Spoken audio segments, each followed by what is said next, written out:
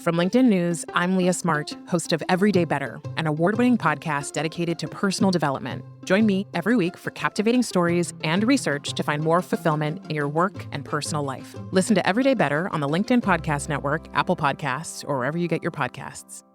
Break language barriers instantly by translating up to 44 languages in real time with the HP AI PC, powered by the Intel Core Ultra processor. With the right tools, work doesn't have to feel like work. Learn more at hp.com/AI PC.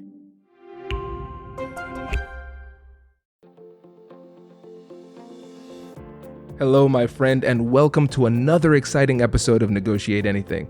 Thanks for joining us today. With over 10 million downloads and listeners from more than 180 different countries, it's dedicated listeners just like you who have made Negotiate Anything the #1 negotiation podcast in the world. I'm your host, Kwame Christian. I'm a business lawyer, mediator, author, and the proud CEO of the American Negotiation Institute. Now, before we get into today's insightful conversation, I have a golden opportunity for those of you who recognize the power of negotiation in your professional lives. Have you ever found yourself wishing that you could navigate those high-stakes conversations with more confidence? Or perhaps you're looking to empower your team with the art of persuasion and conflict resolution. At the American Negotiation Institute, we've crafted specialized keynotes and workshops tailored for those very needs. We've transformed the negotiation skills of professionals worldwide, and we're eager to do the same for you. We believe the best things in life are on the other side of difficult conversations, and our goal is to help you improve your lives and the lives of those around you, one difficult conversation at a time. Don't let another challenging conversation leave you second guessing. Click the link in the description to discover how we can help you find confidence in conflict, negotiate better deals, and have stronger relationships. Because in the world of business, every conversation counts. And now, without further ado, let's jump into the interview. Henri, thanks for joining us today. Thank you for having me, Kwame. Man, it is my pleasure, my friend. So how about you get us started by telling us a little bit about yourself and what you do? Yeah, thank you. Thanks again. I'm a risk management professional and also a mentor to many young immigrants. And I'm the author of the new Immigrant Playbook and the co-host of the Diaspo podcast. My wife and I are both hosts of that podcast, where we talk to immigrant like us, immigrant and first generation citizen about their personal stories and professional successes. And they share those stories so that other people who are coming to this country or any other country around the world can learn from those stories. I'm also an aspiring speaker. I'm hoping to be able to speak to students and their faculties, and then to talk to employers who employ immigrants. And I'm happy to also talk to NGOs who are helping refugees and new immigrants to this country or any other countries, and to international organizations as well.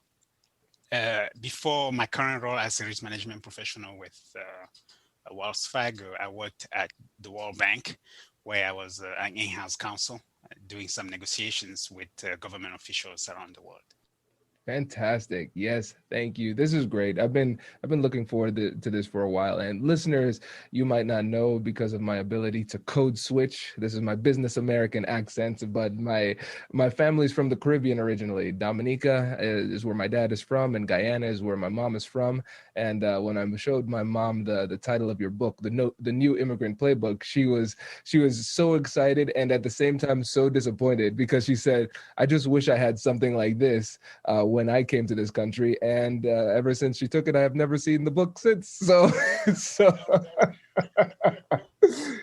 That's actually good to hear, because the idea when I was writing the book was to share my stories. I'm originally from Cameroon. I grew up in a small village to subsistence farmers. And as I was traveling from Cameroon to South Africa and now to the United States, there are a lot of challenges that I faced on the way, especially because English was not my first language. I had to be able to find a way to finance my educations and things like that.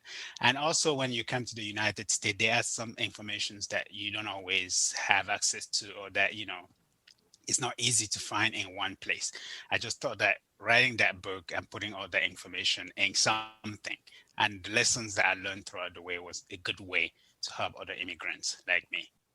Absolutely. And so, Henry, the cool thing about you is that you have a lot of experience negotiating at a high level within your time at these large institutions. And then here, with what you're doing, you're really giving back to the community, showing people what they can do to be successful when they're entering new workplaces and new countries. And so, for the people out there who are listening, they might say, well, Kwame, okay, this sounds nice. Well, why are we talking about this in terms of negotiation? So, I know. so for the listeners out there, tell us why just the story, the principles that we can glean from this, and really the key parts of this are going to be beneficial not only to new immigrants, but also people who have lived in this nation for a long time. Yeah. And one thing I want to say that I've not always been a negotiator, right? I have stories of times where I never negotiated. And then at the end, I will bang my head. I'm like, what happened to you? Right. And I worked at the World Bank and I did all those negotiations. But before I get to that level where I could negotiate, being around the table as the lawyer representing the World Bank, I was that young immigrant who had to accept the job and maybe negotiate the salary. I didn't do that, you know. So and then as time passed, I started to realize that hey, I think I made a big mistake. But I'll tell you a little bit about a story that I'm still kind of ashamed about because that's when I moved to the United States and then I accepted the job at the World Bank in 2012. And when the job offer came, I just accepted. And I didn't even take the time to read all the small things in the offer. I was just so excited. I had this salary. I've never had such a salary before. And, you know, the job offer was coming from the World Bank. I thought I was just so lucky. And then what I realized a few weeks in the job was that my colleagues who came with me at the same time as a legal associate, they had been in the country for some time, and some of them were American, and they was thinking that the salary that we're getting was not enough, considering the market, Washington D.C., and also considering the fact that we were graduates from law schools, right? They call us. We sat around the table around lunch, and we were talking about our salaries. They're like, we have to figure a way to go to the legal associate manager to talk about this situation. And I remember telling them, guys, I think we should kind of slow down a little bit. We must consider ourselves lucky to be here today because there are a lot of people out there trying to be in our places. They just looked at each other and kind of like, what is he talking about, I guess. But I've never really talked about it again with them. But and that just came from the fact that I was young, inexperienced, and I just accepted the job as at a prestigious organization, but I never really took the time to understand what was in there. What should I have negotiated, and I never did that. But so today, when I write a book like that, I also talk about those type of stories, and then I want to hope that people who are reading the book today are going to understand that when you accept a job, you want to be able to negotiate, right? Negotiation is not just looking at how much money am I making at the end of the pay period. There are a lot of things that you have to take into consideration, especially as an immigrant, for example. You want to look at where am I going to be living? What's the cost of living in that area? And then, of course, you also want to be looking at what is the compensation package, right? So things like that are things that I think I would like to be able to talk about and share with others so that they understand that being where I am today, having worked at the World Bank doesn't mean that, you know, it's always been like that in terms of negotiations.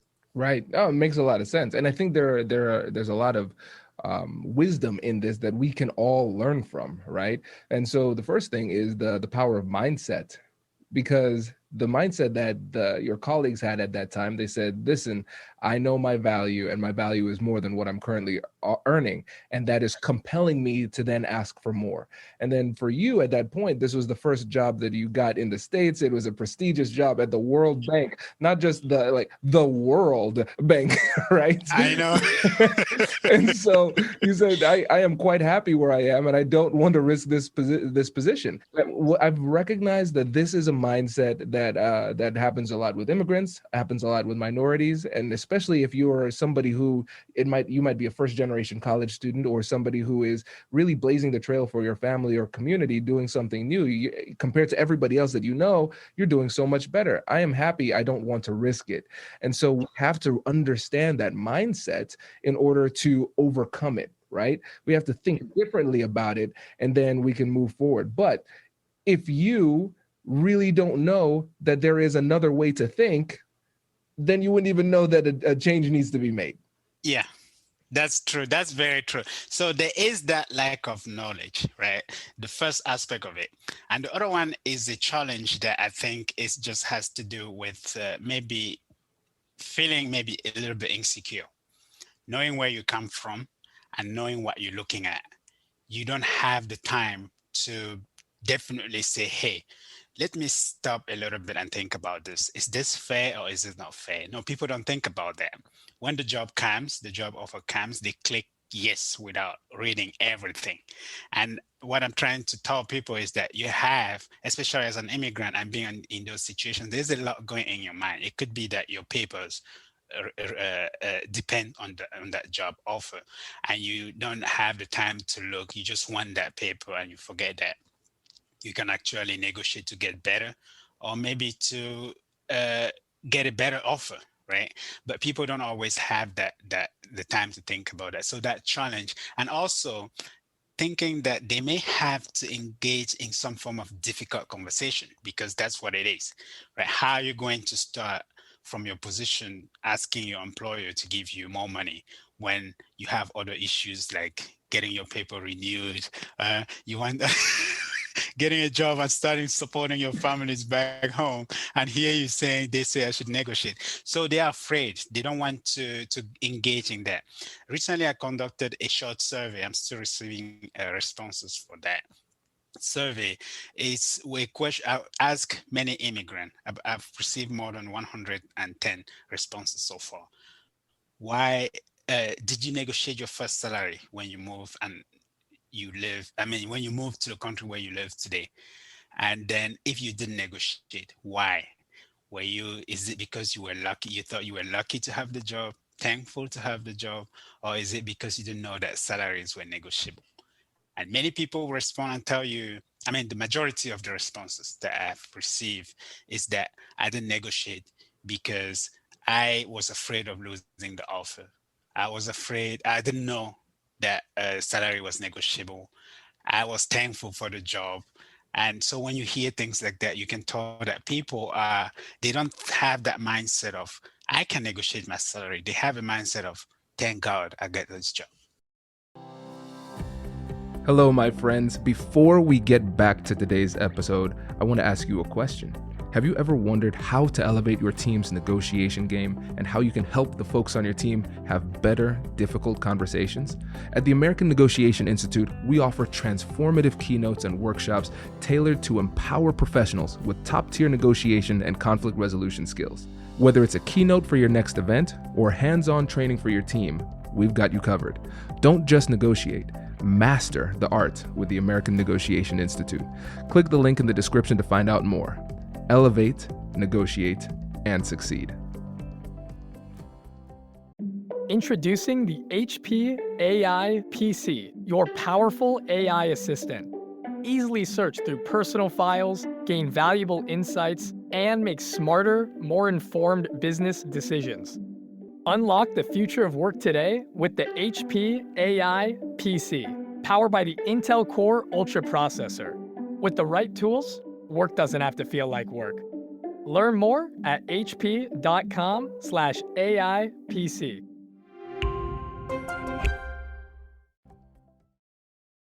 Right. And I remember when we spoke, I think it was last week prepping, you mentioned there was somebody who said in my country, salary negotiation wasn't even an option, right? Yeah, yeah. One respondent said that this was someone in Italy. They said that salary in Italy is not negotiable. I just stopped a little bit and thought about it. I was like, is this even possible? Right. So you just think, you would think that in terms of negotiating a salary, that would be the same everywhere. It's like something universal.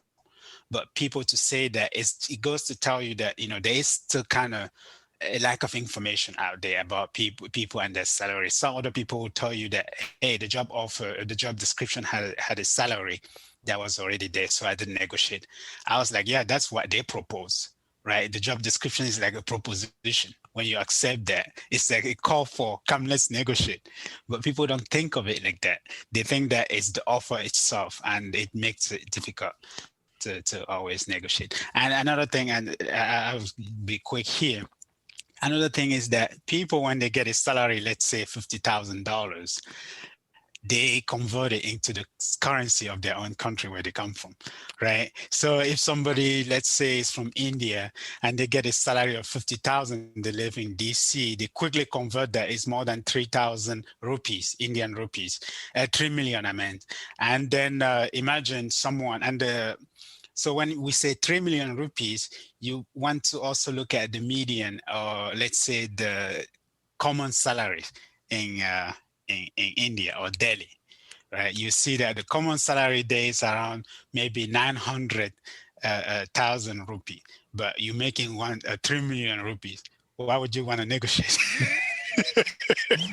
Yeah, Right. that is something that I've heard pretty frequently too, because they are always thinking in the context of their homeland, right? My family did the same thing. You're always thinking, okay, what is this at home? My goodness, I am doing well at home. Well, you're not home. You have American expenses. That, that's the challenge.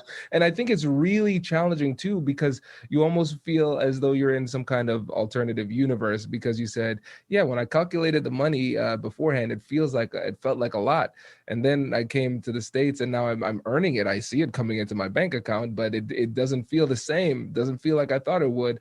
And they feel like the negotiation opportunity has passed, or they feel a little bit deceived, but it's a frustrating position to be in. Yeah, that's true. And another thing is that as soon as they accept the salary, 50,000, they divide it by 12 days, like, oh, that's about 4,000 per month. At the end of the month, they get something like 3,800 or 2,800. They start asking themselves, what did that employer do to my money? They forget that that what they actually got was the gross. So you want to invite people, when they receive a job offer, to take the time. You don't have to respond immediately when the offer hit your inbox. You have to take a day. Sometimes they can actually give you up to a week to think about it. And that's for you to think about and decide on how to negotiate. You can negotiate for something else other than asking for higher pay. You could say that, hey, what about I work remotely? Because I cannot afford living in the city where you are based with that salary, right? Or what about a better health package or things like that? So people don't think in terms of that. And the idea is that, they don't have the time or the mindset to start deciding or thinking that, hey, I could actually negotiate this and get a better deal than what is being offered. Yeah. Oh, that's great. And in your experience, your personal experience and things that you've seen from fellow immigrants, what are some other areas where negotiation could be a challenge? Uh, I come from Cameroon, as I mentioned earlier. And in Cameroon, I would take the example of Lagos. On the street of Lagos, you could negotiate anything. So when someone tells you that I'm selling this dress for like 200 nairas, you know that that dress should be somewhere around 75 or 100 nairas, right? You negotiate. But when people travel out of that culture and they come to a country like the United States, it's different. they also, like I mentioned earlier, there's again insecurity in terms of negotiating or thinking in terms of, can I negotiate this? Can I negotiate that? For them, it's a very difficult conversation to even start. For example, if someone is hiring a service provider to their home to get something fixed or do this or that around the house, when the contractor send them the contract, they automatically think that, oh, this is how much it should be, and they go ahead and pay for it.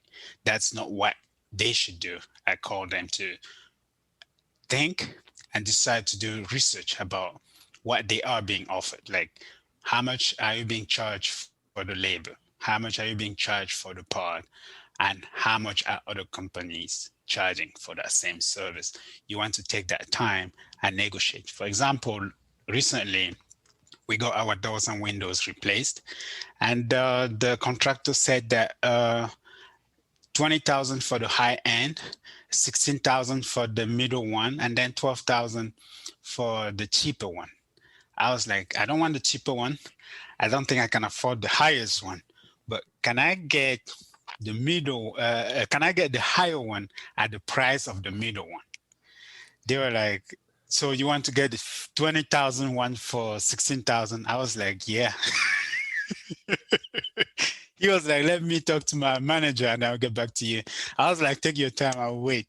He went and spoke to his manager, and then he came back. He said, oh, my manager said you can actually do it. So we'll just meet you in the middle at somewhere around 18.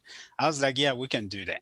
Right. So if I hadn't asked, right, you think that everything that they were telling you is just in your favor and that they're doing you all these favors. No, you want to know how much are you charging me for this and that before you decide on, yes, I'm going to go with you. But many people don't do that because they don't know.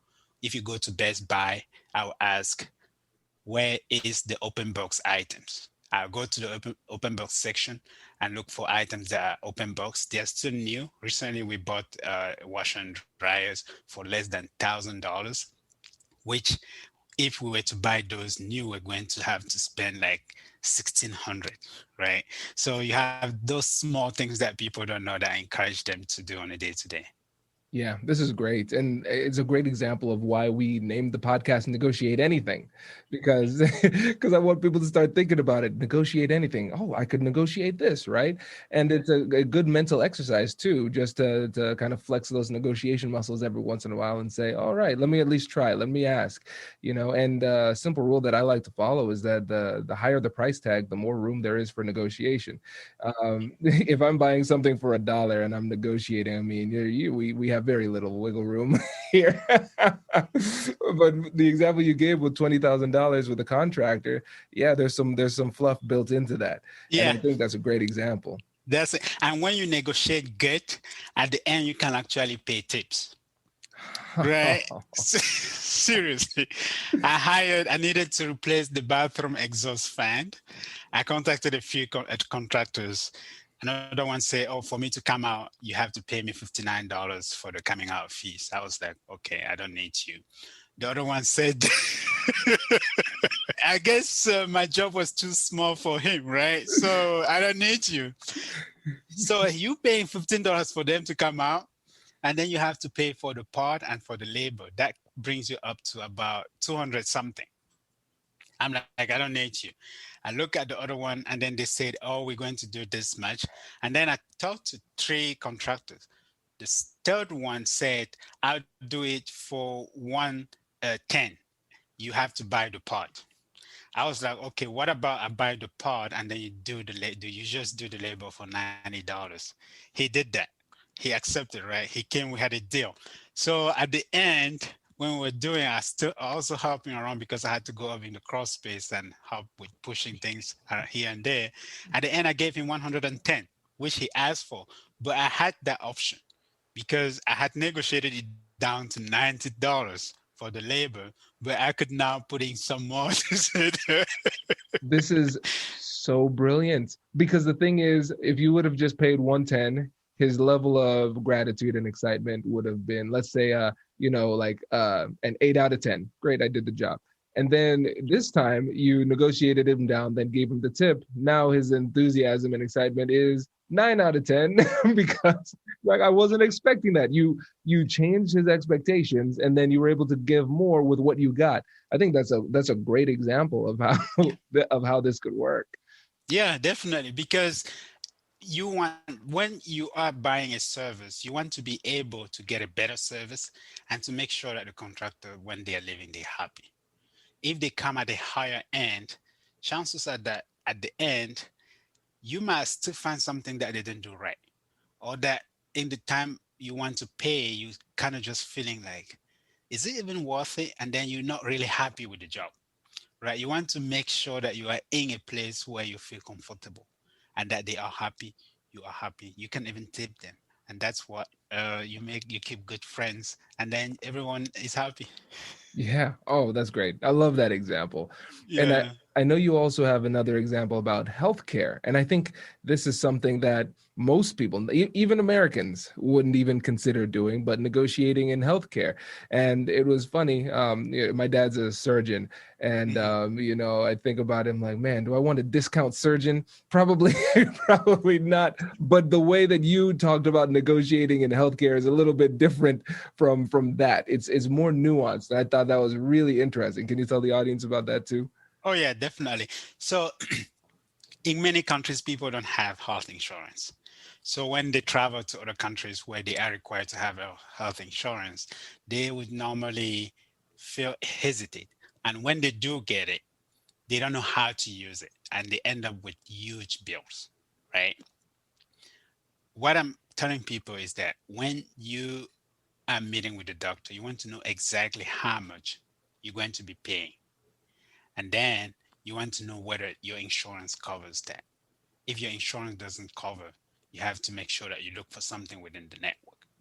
But if you are going to have a surgery and maybe they will have to put you kind of down, you want to be able to control everything that happens in the room when you are not capable of talking, right? And so, what I advise people is that before you go under, you want to remind them, because they'll give you all those papers to sign and things like that. You are in a not in a greater position because you are sick and you just want to get things done. And the idea is that you trust your doctor and they're going to come and do everything in your best interest. But we are in a cost for service thing, where they just give you, the more they give you, the more money they will get, right?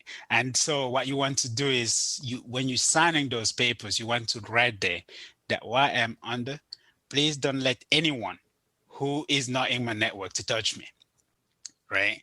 And you want to do that at that time, because at the end it's going to be too late. You want to negotiate that in when you're still in a position to negotiate, because if it goes in the accounting system, the best you could do at that time may be for you to sign up for a payment plan. So you want to make sure that everyone who is touching you when you are under anesthesia is within your network and has the right to touch you at that time, because you've given them that right. Another example is when you're visiting a doctor, you also want to be able to know that uh, I'm being charged for this and that I shouldn't be charged for this other one. I went to the doctor in 2018. I just moved to Charlotte, and then I went to see a doctor. I was going for my annual checkup. My insurance was paying for it 100%. I come in, I'm comfortable about everything that I'm saying to the doctor. Doctor asked me any question, I answered. At the end, they sent two bills to the insurance. Insurance pays one and doesn't pay the other one. I found out only after they sent me a bill. I'm like, what is this bill for? It didn't have any detail on it. It didn't tell me what I was being paid. It just said that, oh, insurance paid for this and this one you have to pay. And then I called them. I was like, what's going on? That's when they explained that, oh, last time when you were here, the doctor asked you this question about medication and you answered. So that was not part of your annual checkup. So it was medication management. So you have to pay. I'm like, so if the insurance doesn't pay, it means that there's something wrong. Right. So they said, oh, there were two visiting one. I'm like, two visiting one. Should I not have answered all the questions that the doctor asked me during the visit? So they said, okay, we reduced the pricing too. They said, I have to pay the other one. I just said, I don't think I should be paying for this. But we kept talking, and then we're still talking about that. Right. But that's just a way of letting people know that, when you're meeting with your doctor, it's true, it's your doctor. You expected to know what they're telling you, or to accept what they're telling you, or to trust in them. But you also have to be mindful of the fact that they are there to make money, and that you should be able to understand what service you're receiving and how much you are being charged for, so that you can negotiate, because after that, it will be too late.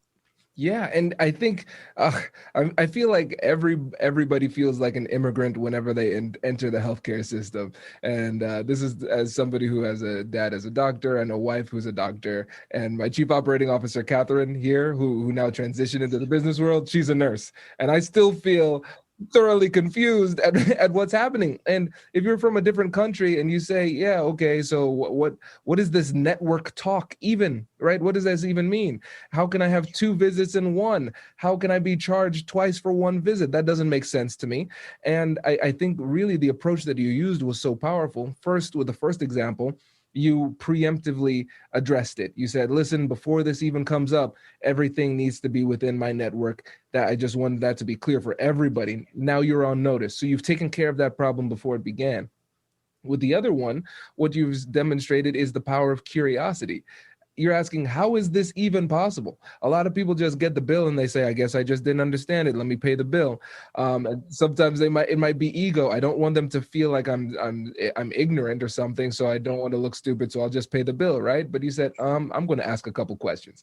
And by just maintaining your curiosity and just asking simple questions like, where did this come from? How is this possible? How was I supposed to know that in the moment? Then you're able to improve your situation just by using curiosity in that moment. Yeah. And the doctor you trust your doctor. And so when your doctor asks you things, you're supposed to be transparent. You would think that in a situation like that, the doctor is supposed to be the one telling you that, hey, by the way, this question that I'm about to ask you is not within the scope of our visit today. Do you still want me to ask that? But that's not how it works. They just ask you and then they send you a bill. Right. So they just rely on the fact that, oh, our customers, they're not going to be asking questions. They trust us. Again, we talked about lack of knowledge. Those are things that it just goes with to say that people find themselves in a lot of situations financially because they don't have the knowledge, or because they don't know that they can negotiate. And negotiation is not actually asking for the bill to come down. It's understanding what you're paying for and being curious to know, so that you know whether it's fair or not. Because at the end of negotiation, everyone should be happy, and you want that the happiness will come from the fact that the price that each party is paying is fair. The service you're receiving and the money you're paying is equal, and that's negotiations. Exactly. Oh, Henry, this is great. This is really great. I appreciate you taking the time with us again. And really, with the book, one of the things you mentioned at the beginning in your intro, you said that you enjoy serving as a mentor to a lot of people as they're coming in. And I really think that you've essentially scaled your mentorship with this book by taking the wisdom that you've learned and sharing it with other people. So just kudos on that. And before you go, let the listeners know about the book, how they can get in touch with you, and also about your other podcast too. Yeah, of course. Thanks again, and thanks for having me. I'm really honored to be here. Yeah, the book, New Immigrant Playbook, Strategies for Success in Your New Country. Basically, I have 90 days plan, 6 months plan, 1 year. So things that you have to do within the first year when you come to a new country. So that's how the book is divided.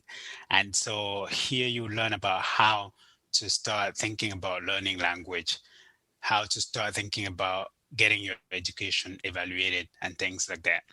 The book is available on Amazon, and you can access it through the book's website, also newimmigrantplaybook.com. I have my personal website, Henri Nkuepo.